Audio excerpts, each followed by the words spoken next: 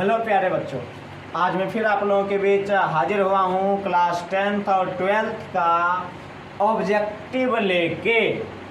आप लोगों को पता है कि इस चैनल पे आप लोगों को 2024 में जितने भी बच्चे एग्ज़ाम देने वाले हैं सभी के लिए ये चैप्टर बाय चैप्टर आपका फिजिक्स का ऑब्जेक्टिव स्टार्ट है। फिर इसके बाद हम लोग समाप्त करके केमिस्ट्री की ओर चलेंगे, फिर बायोलॉजी की ओर चलेंगे। आपका फिजिक्स का 2 चैप्टर प्रकाश का परावर्तन और प्रकाश का अपवर्तन 2 हो गया है। प्रकाश का परावर्तन और अपवर्तन पूरा हो चुका है।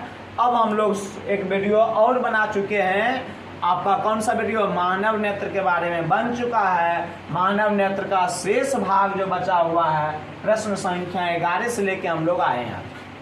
तो आप लोगों को क्या करना है, शांतिपूर्वक बैठना है और बगल में कॉपी कलम लेके बैठना है ताकि जो भी डिस्कशन करवाया जाएगा आप लोगों को लिखना है। और साथ ही साथ चैनल को सब्सक्राइब कर लेना है। इस चैनल पे आपको बहुत ही महत्वपूर्ण जो कहता है ना 2024 के दृष्टिकोण से बहुत ही इम्पोर्टेंट टारगेटेड क्वेश्चन, साथ ही साथ बहुत इस पर कंटेंट डाला जाएगा, ठीक ना। आप इस पर जुड़े रहिए और आपको तो धीरे धीरे पता चल जाएगा कि हमारा तैयारी किस ओर जा रहा है। अब यदि आप जुड़े हुए रहते हैं तो ज़रूर एकदम आप 99% एकदम लाइएगा, 99 नंबर लाइएगा। 100 में 99 नंबर एकदम साइंस में आएगा ही आएगा, ठीक ना। आप सिर्फ जुड़े रहिए। चलिए अब हम लोग आते हैं विषय वस्तु की ओर। कॉपी कलम लेके बैठिएगा बाबू। कहता है 11 नंबर प्रश्न संख्या, जो नेत्र निकट स्थित वस्तु को साफ नहीं देख सकता उस नेत्र में क्या होता है। देखिए, मानव नेत्र में, नेत्र मतलब आँख में मुख्य रूप से 4 प्रकार के दोष पाए जाते हैं, आपको बताया गया है। मानव नेत्र की यदि हम बात करें तो इसमें कितने प्रकार के दोष पाए जाते हैं प्यारे बच्चे? तो 4 प्रकार के पाए जाते हैं। पहला आपका आता है निकट दृष्टि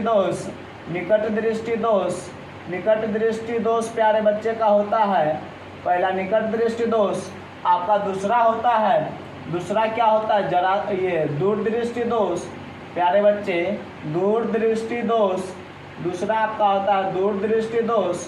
और यदि हम तीसरा की बात करें, तीसरा आपका होता है जरा दृष्टि दोष। और चौथा प्यारे बच्चे का होता है अबिंदुकता। चौथा आपका क्या होता है? अबिंदुकता।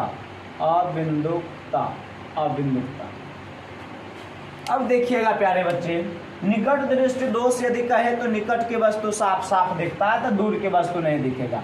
इसमें क्या होता है? साफ साफ दिखेगा, साफ साफ दिखता है कौन वस्तु?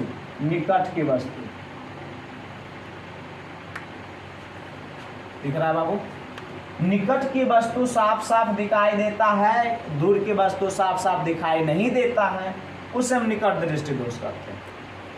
दूर दृष्टि दोष किसे कहेंगे? तो इसमें दूर दृष्टि दोष मतलब दूर वाला दिखेगा, यानी कि दूर की वस्तु दिखेगा, दूर वस्तु दिखता है, निकट की वस्तु नहीं दिखता। दूर की वस्तु दिखता है, निकट की वस्तु नहीं दिखता है, उसे हम दूर दृष्टि दोष करते हैं। फ्लाइट मोड में डाल दो बाबू, नहीं तो फिर रिकॉर्ड नहीं हो पाएगा वॉइस। ये हो गया आपका दूर की वस्तु दिखता है, निकट की वस्तु नहीं दिखता। यदि हम जरा दृष्टि दोष की बात करें तो इसमें दोनों में प्रॉब्लम हो जाता है, दूर में भी और निकट में भी, दूर प्लस निकट दोनों में, ठीक बच्चे। और अबिंदुकता में हमें सही रंग से रंग का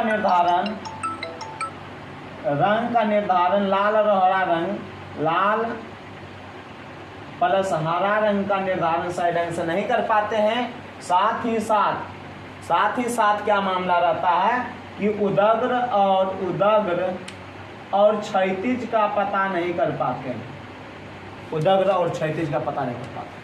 उम्मीद करते हैं आपको समझ में आ जाएगा। जो बच्चे जिसका क्लास छूट गया था, निकट दृष्टि दोष में आप लिख लीजिएगा मानव नेत्र में पाए जाने वाला वैसा दोष जिसमें निकट की वस्तु साफ साफ दिखाई देता है परंतु दूर की वस्तु दिखाई नहीं देता है, निकट दृष्टि दोष कहता है। 5 नंबर में पूछता है सब ये अगला।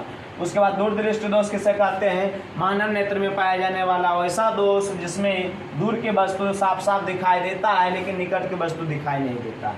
जरा दृष्टि दोष में लिखिएगा आप लोग, जरा दृष्टि दोष मानव नेत्र में पाए जाने वाला वैसा दोष प्यारे बच्चे जिसमें ना तो दूर की वस्तु और ना ही निकट की वस्तु स्पष्ट रूप से दिखाई देता है, ये नहीं कि दिखबे नहीं करता, दिखता है, साफ साफ नहीं दिखता है, ठीक है ना। ये हो जाएगा जरा दृष्टि दोष।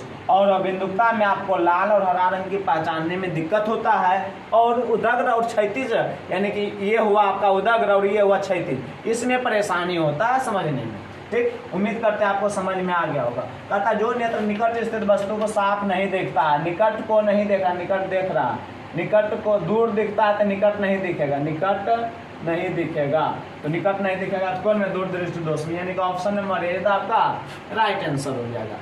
नेक्स्ट प्रश्न की ओर चलते हैं प्यारे बच्चे, लगा दिया जाए अगला प्रश्न बाबू। आपका अगला प्रश्न है, ठीक है रहने, जो नेत्र दूर स्थित वस्तु को साफ नहीं देख पाता, थोड़ा सा और ऊपर कर दीजिएगा बस, जो नेत्र दूर स्थित वस्तु को साफ नहीं देख सकता, उस यानी दूर वाला नहीं दिखेगा तो निकट वाला दिखेगा, तो निकट वाला दिखेगा तो निकट की दिखता है, साफ साफ दिखता है निकट की, तो निकट दृष्टि दोष हो जाएगा। तो आपका इसमें क्या हो जाएगा, option number be the right answer. उम्मीद करते समझ में आ गया होगा। यदि समझ में आया तो आप लोग चैनल को सब्सक्राइब कीजिए, शेयर कीजिए वीडियो को, और अपने दोस्तों में भी शेयर कीजिए ताकि आपके साथ साथ आपके दोस्त का भी काम हो जाए, ठीक ना। और इस चैनल पे तो आपको बहुत कुछ मिलने वाला है, ठीक ना। आप लोग जुड़े रहिए, चैनल को सब्सक्राइब नहीं करते यही दिक्कत है। और लाइक का बटन दबाइए, लाइक या तो जो आपको लगता है लाइक या डिसलाइक जो भी करना है वो कीजिए, ठीक ना, लेकिन दबाइए जरूर। आगे बढ़ते हैं हम लोग, अगला प्रश्न लगा दीजिए बाबू। देखिए अब अगला प्रश्न आपका गजब का है, इसको थोड़ा सा मिटा देते हैं। आपका नेक्स्ट प्रश्न बाबू है, ये आप लोग लिख लीजिएगा, ठीक ना। कहता है दृश्य प्रकाश में, दृश्य प्रकाश मतलब जिस प्रकाश में हम कोई भी वस्तु को देखते हैं, जैसे में सफेद प्रकाश को दृश्य प्रकाश माना जाता है। वर्ण, किस वर्ण, वर्ण मतलब रंग का तरंगधर्य अधिकतम होता है, तो लाल रंग का तरंगधर्य अधिकतम और बैगनी रंग का तरंगधर्य न्यूनतम होता है, तो अधिकतम किसका हो जाएगा, लाल रंग का अधिकतम हो जाएगा, यानी कि ऑप्शन नंबर बी आपका राइट आंसर। अब देखिए यहाँ कलर दे दिया है, इसका वेवलेंथ दे दिया है, यानी कि रंग दे दिया है, वेवलेंथ मतलब होता है आपका तरंगधर्य दे दिया है।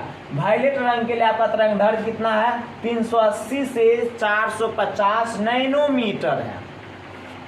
ब्लू रंग के लिए आपका क्या है, 450 से 495 नैनोमीटर है। ग्रीन के लिए 495 से 570 नैनोमीटर। येलो के लिए आपका 570 से 590 नैनोमीटर। ऑरेंज के लिए आपका 590 से 620 नैनोमीटर। और रेड के लिए आपका वेवलेंथ है 620 से 750 नैनोमीटर। यानी कि लाल रंग के लिए हम यदि बात करें तो आपका तरंगधर्य कितना होता है, 620 से कितना है प्यारे बच्चे का, 750 नैनोमीटर है, नैनोमीटर है। यदि हम बैगनी, यदि हम येलो की बात करें, येलो आपका लिखा हुआ है 570 से आपका कितना है प्यारे बच्चे, 590 नैनोमीटर। यदि हम नीला की यानी ब्लू की बात करें, ब्लू की बात करें तो कितना आपका 450 से आपका 495 नैनोमीटर। और एक आपका बैगनी बचता है, यानी कि वायलेट की बात करें तो आपका कितना होता है, 380 से 450 नैनोमीटर। सभी लिखा हुआ है, आप लोग लिख लीजिएगा कॉपी में, ये आपका होमवर्क भी है, सभी बच्चे इसको याद करके आइएगा। ठीक, चलिए नेक्स्ट प्रश्न की ओर लगा दिया जाए बाबू। अगला प्रश्न हम लोग चलते हैं। चलिए नेक्स्ट प्रश्न भी यही मामला है, एकदम सेम आया, देख लेते हैं बाबू प्यारे। क्लास 10th के बच्चे ध्यान से समझिएगा, आपका होमवर्क है क्लास 10th के लिए। क्लास 10th का होमवर्क आपका है 2011 आप लोगों के पास क्वेश्चन नहीं होगा ना, तो 2013 से शायद है ना, 2013 का जितना भी फिजिक्स का, 2013 का जितना भी फिजिक्स का चैप्टर आपको पढ़ा दिया गया है, जितना भी टोटल आपको लिख के लाना है फिजिक्स का क्वेश्चन आंसर 2011 के सब्जेक्टिव 2 नंबरिया प्रश्न और 5 नंबरिया प्रश्न टोटल बना के लाना है आपको कल, यानी कि आप वीडियो कल अपलोड हो जाएगा, परसों आपका चेक हो जाएगा। ठीक, तो ये बना के लाना आपका होमवर्क है। ठीक। 2011 फिर से सुन 2013 में पूछा गया, सभी बिहार बोर्ड का पूछा गया जितना भी क्वेश्चन है फिजिक्स का टोटल बना के लाइएगा। चलिए आगे बढ़ते हैं, ये हम देख लेते हैं। दृश्य प्रकाश में किस वर्ण का तरंगदैर्घ्य न्यूनतम होता है? न्यूनतम होता है किस रंग में? तो बैगनी रंग में आपका सबसे कम होता है। कौन रंग में? बैगनी रंग में, यानी कि वायलेट में 380 से 450 नैनोमीटर तक ही होता है। जबकि लाल रंग की हम बात करें तो 620 से 750 नैनोमीटर तक होता है, सबसे ज़्यादा होता है। तो ऑप्शन नंबर ए इधर राइट आंसर हो जाएगा। चलिए नेक्स्ट प्रश्न की ओर चलते हैं प्यारे बच्चे। अगला प्रश्न आपका है, लगा और थोड़ा सा बस, कहता है अभिनेत्र लेंस की फोकस दूरी में परिवर्तन किया जाता है। यानी कि मानव नेत्र में जो लेंस लगा हुआ रहता है उसमें परिवर्तन कैसे होता है? तो यहाँ एक सिलियरी मांसपेशियां पाया जाता है। सबसे पहले कॉर्निया के बाद नेत्रोद आपका आता है, उसके बाद आपका पक्षमा ये आइरिस आता है, फिर आइरिस के बाद पुतली आता है, पुतली के बाद उसमें ऊपर में रहता है पक्षमामी मांसपेशियां या सिलियरी मांसपेशियां, जो कि लेंस को बांध के रखता है, उसको वो पक्षमावी मांसपेशियां सिकुड़ने और फैलने का काम करता है। तो देखिए फोकस दूरी में परिवर्तन कौन करता है, यानी सिकुड़ने और फैलने का काम कौन करता है? ये पक्षमावी पेशियां, यानी किसी को कहते हैं सिलियरी मांसपेशियां। क्या कहते हैं प्यारे बच्चे? सिलियरी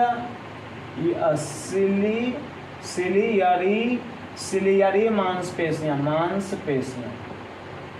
सिलियरी मांसपेशियां, ये आप लिख लीजिएगा।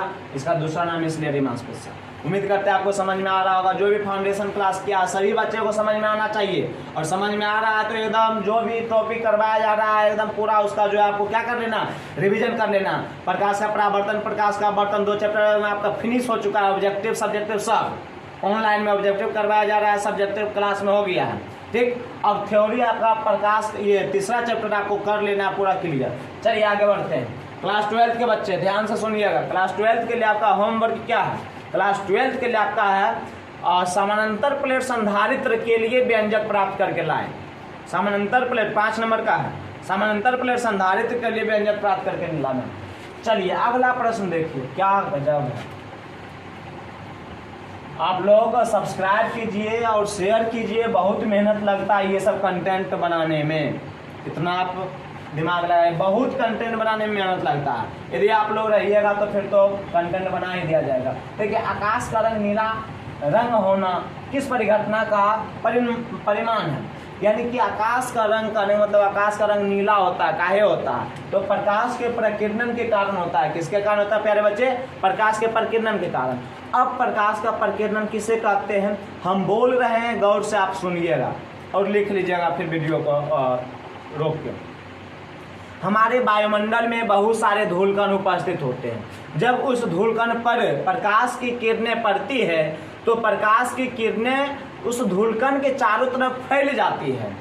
यही परिघटना क्या कहलाता है? प्रकीर्णन कहलाता है, यानी प्रकाश का प्रकीर्णन कहलाता है। कहने का मतलब प्रकाश के अब चारों ओर फैल जाने की घटना दैट इज द प्रकाश का प्रकीर्णन कहलाता है। ऑप्शन नंबर ए है अपवर्तन। अपवर्तन किसे कहते हैं? जब प्रकाश की किरणें, ध्यान से सुनिएगा और लिखिएगा, एकदम लिखिए कॉपी में, खाली सुनने से कुछ नहीं होगा। जब प्रकाश की किरणें एक माध्यम से दूसरे माध्यम में प्रवेश करती है तो अपने पथ से विचलित हो जाती है, मतलब रास्ता भटक गया, तो उसे हम क्या कहते हैं? यही घटना कहलाता है प्रकाश का अपवर्तन। यानी जब प्रकाश की किरण एक माध्यम से दूसरे माध्यम में प्रवेश करती है तो अपने पथ से विचलित हो जाती है, यही घटना क्या कहलाता है? अपवर्तन कहलाता है। जैसे कि आप लोगों को अभी विचलित नहीं होना, आप लोगों को अभी एकदम विचलित नहीं होना है, आप लोगों को एकदम पढ़ाई करना, और नहीं तो अपवर्तन बना तो और अच्छा सा अपवर्तन निकल जाएगा एग्जाम में, ठीक ना। अपवर्तन एकदम माइंड को एकदम कंसंट्रेट करके एकदम पढ़ाई के अलावा कोई अपवर्तन नहीं, ये नहीं कि माध्यम से माध्यम में गए ले माइंड बोरा में, ठीक ना, अच्छे से हो जाएगा छुट्टा। चल देखो इधर अपवर्तन आपका हो गया, राइट आंसर इसमें प्रकीर्णन हो जाएगा। अब परावर्तन किसे कहते हैं? जब श्वेत प्रकाश किसी चिकनी सतह से टकराती है तो वह उसी माध्यम में लौट जाती है, यही घटना क्या कहलाता है? प्रकाश का परावर्तन कहलाता है। देखिए अब इसमें थोड़ा सा हम वर्णन कर देते हैं। यह हमारा सूर्य है, सूर्य भगवान है। अब इसकी किरणें हमारे पृथ्वी पे, ये पृथ्वी पे पड़ती है, पृथ्वी पे पड़ती है। तो यहाँ देखिए ये अंतरिक्ष हुआ, अंतरिक्ष में जो होता है यानी कि अंतरिक्ष को निर्वात करते हैं, यहाँ कोई कण नहीं होता है। अंतरिक्ष में कोई कण नहीं है, कोई कण नहीं है, ये निर्वात है। सूर्य के करीब जो होता है, सूर्य के जो करीब होता है वो काला अंतरिक्ष, यानी कि अंतरिक्ष यात्री को आकाश कैसा दिखाई देता है? काला दिखाई देता है। अंतरिक्ष यात्री को आकाश कैसा दिखाई देता है? काला दिखाई देता है। लेकिन जब वायुमंडल में प्रवेश करता है, वायुमंडल में जब प्रवेश करता है, वायुमंडल में आप जानते हैं नाइट्रोजन गैस की मात्रा सबसे अधिक होता है। अब वायुमंडल में यदि नाइट्रोजन की हम बात करें तो नाइट्रोजन आपका कितना है? 78.03% होता है। आपको याद रखना 78%, ठीक ना। वायुमंडल में कितना परसेंट नाइट्रोजन है? 78% है। 78% नाइट्रोजन की मात्रा है, नाइट्रोजन की मात्रा है, जबकि ऑक्सीजन की मात्रा हमारा लगभग 21% होता है, 20.09% होता है, यानी कि लगभग 21% ऑक्सीजन। यानी कि कह सकते हैं पूरे वायुमंडल में अपना कब्जा बैठा के रखा है तो नाइट्रोजन और ऑक्सीजन, सबसे ज्यादा तो नाइट्रोजन, ठीक ना। अब नाइट्रोजन तथा ऑक्सीजन के कण, अब नाइट्रोजन और ऑक्सीजन का कण मिल के ये हमारे वायुमंडल को कैसा रंग प्रदान कर देता है? तो नीला रंग प्रदान कर देता है। कैसा रंग प्रदान कर देता है? नीला रंग प्रदान कर देता है। इसलिए आकाश का रंग हमें कैसा दिखाई देता है? नीला दिखाई देता है। उम्मीद करते हैं समझ में आ गया होगा आप लोगों को। इसके अलावा ये सब लिख लीजिएगा। ऑब्जेक्टिव में पूछा जाता है कि हमारे वायुमंडल में सबसे ज़्यादा कौन सी गैस है? नाइट्रोजन कितना परसेंट? 78%। ऑक्सीजन कितना परसेंट? 21%। इसके अलावा कार्बन डाइऑक्साइड CO2 की मात्रा यदि पूछा जाए तो 0.03%। ये सब आपका फैक्ट है, ऑब्जेक्टिव में पूछा जाता है। ठीक, उम्मीद करते हैं ये फिगर आप समझ गए होंगे, कितना सुंदर फिगर है, ठीक है ना। चलिए नेक्स्ट प्रश्न को लगा दिया जाए बाबू। आपका अगला प्रश्न आता है, वाह क्या गजब है यार, ठीक ना। देखिए कितना लाजवाब फिगर आपके पास यानी क्वेश्चन आया है। देखिए कहता है क्या, स्पेक्ट्रम प्राप्त करने के लिए किसका उपयोग करते हैं? स्पेक्ट्रम, स्पेक्ट्रम मतलब होता है क्या? वर्ण विक्षेपण। वर्ण विक्षेपण, वर्ण विक्षेपण किसे कहते हैं? तो जब श्वेत, लिख लीजिएगा डेफिनेशन, जब श्वेत प्रकाश को एक प्रिज्म से होकर गुजारा जाता है तो 7 रंगों में बट जाता है। यही घटना क्या कहलाता है? वर्ण विक्षेपण कहलाता है। अब देखिए ये आपका क्या है? प्रिज्म है। ये आपका क्या है? प्रिज्म है। क्या है? प्रिज्म है। अब इससे एक श्वेत प्रकाश को जब गुजारते हैं ये 7 रंगों में विभक्त हो जाता है प्यारे बच्चे। कितने रंग में बट जाता है? 7 रंगों में बट जाता है। और यही हमारा क्या कहलाता है? वर्ण विक्षेपण कहलाता है। इसमें सबसे नीचे आप देखिएगा बैगनी होता है, बैजानी, हाँ पीनाला, और सबसे ऊपर आपका रेड होता है और सबसे नीचे बैगनी होता है। उम्मीद करते हैं आपको समझ में आ गया होगा। ये आपका क्या है? ये आपका प्रिज्म है। ये क्या है? प्रिज्म है। ये आपका प्रिज्म है और प्रिज्म से क्या गुजार रहा है? प्रिज्म से एक श्वेत प्रकाश। ये कौन सा प्रकाश है? श्वेत प्रकाश है। श्वेत प्रकाश है। श्वेत प्रकाश को जब गुजारा जाता है प्रिज्म से 7 रंगों में विभक्त हो जाता है।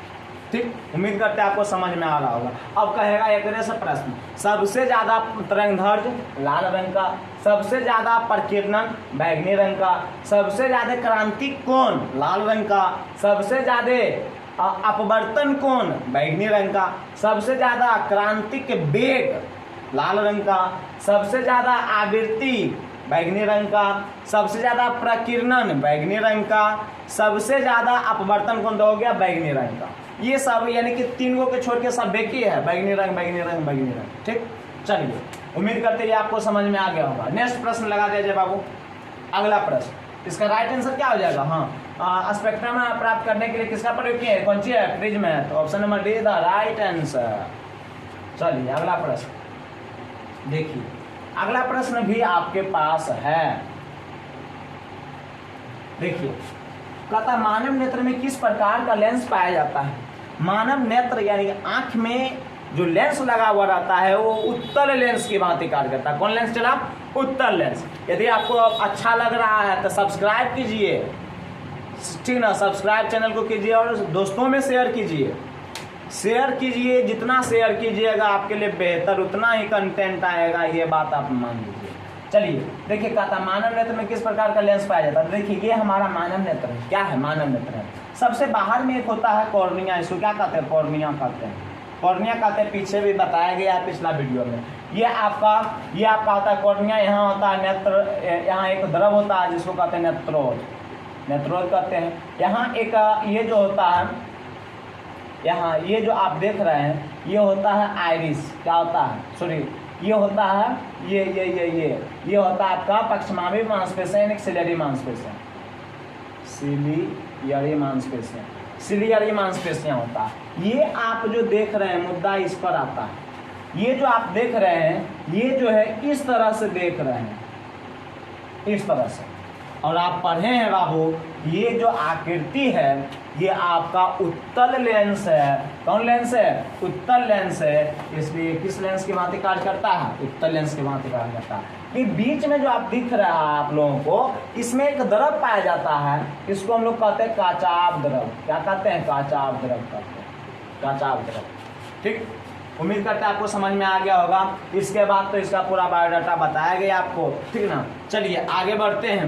नेक्स्ट प्रश्न लगा दिया जाए बाबू, आपका प्रश्न संख्या 19 आता है। चलिए 19 में क्या है प्यारे बच्चे? कहता है निकट दृष्टि दोष को दूर करने के लिए, निकट दृष्टि दोष, निकट को दूर करते हैं अवतल लेंस से और दूर को दूर करते हैं उत्तल लेंस से। तो निकट देख लीजिए, लिख देते हैं। निकट में होता है अवतल लेंस, अवतल लेंस चला, कौन लेंस? अवतल लेंस। दूर में होता है, अरे चला, दूर में होता है उत्तल लेंस, उत्तल लेंस। जरा में, जरा दृष्टि दोष में, जरा दृष्टि दोष में चला के क्या होता है? जरा दृष्टि दोष में, जरा दृष्टि दोष में बाइफोकल या द्विफोकल, द्विफोकल लेंस का प्रयोग करते हैं। चला, कौन लेंस का? द्विफोकल लेंस या बाइफोकल। और एक होता है अबिंदुकता,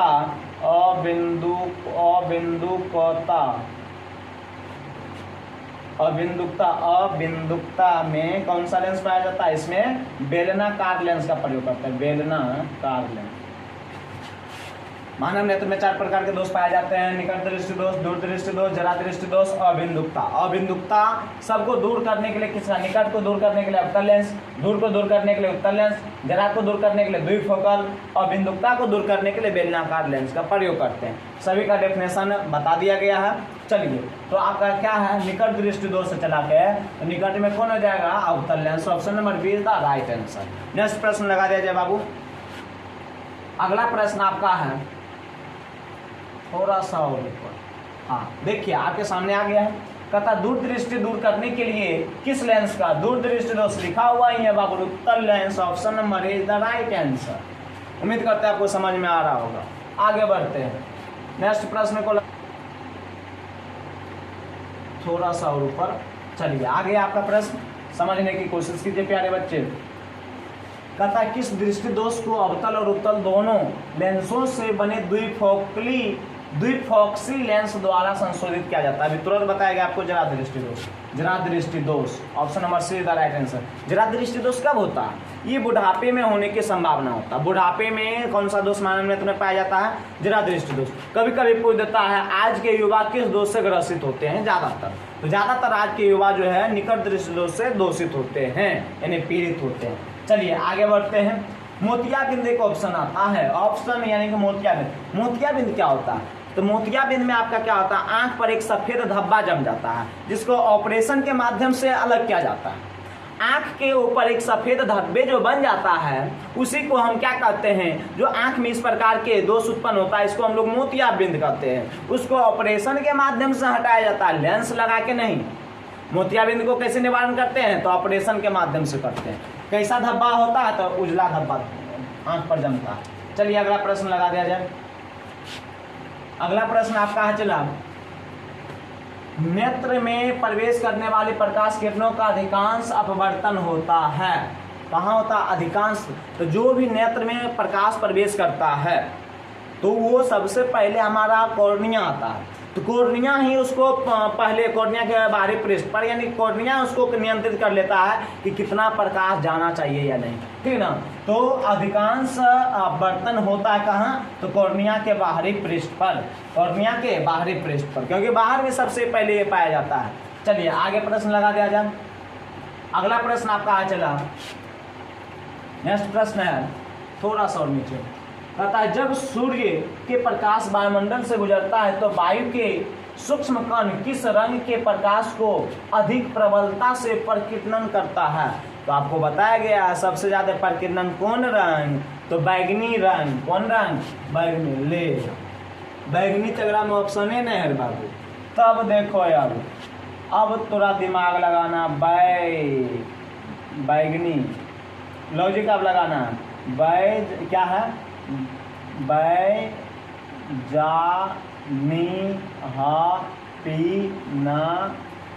पीनाला, बैजानी हा पीनाला। देखिए सबसे ज़्यादा ये, उसके बाद ये, उसके बाद ये। कौन कौन दिया है? नीला दिया है, जामुनी नहीं है, तो नीला ही तो आपका हो जाएगा। Option number D is the right answer. उम्मीद करते हैं आपको समझ में आ गया होगा। ये लॉजिक आप लिख लीजिएगा। बैज मतलब बैगनी, जा मतलब जामुनी, नी मतलब नीला, और मतलब हरा, पी मतलब पीला, ना मतलब नारंगी, ला मतलब लाल हो जाता है। ठीक, चलिए प्रश्न संख्या 25। प्रश्न संख्या 25 आपका लास्ट प्रश्न होगा। चलिए लगा दिया जाए। अगला प्रश्न हो गया, क्या हुआ? हो गया। चलिए प्रश्न संख्या 24 तक ही है, 25 नहीं है प्यारे बच्चे का। तो ये वीडियो कैसा आपको लगा? अच्छा यदि लगा है तो ज़रूर सब्सक्राइब चैनल को कीजिए। बार बार बोलते हैं तो आप लोगों को सब्सक्राइब कर लेना चाहिए। यदि आपको कुछ फ़ायदा महसूस हो रहा है, यदि शुरू से हमसे जुड़े हुए हैं, फ़ायदा महसूस हो रहा है, तो ज़रूर सब्सक्राइब कीजिए। चलिए आज यहीं तक रहने देते हैं। Thank you very much. जय हिंद।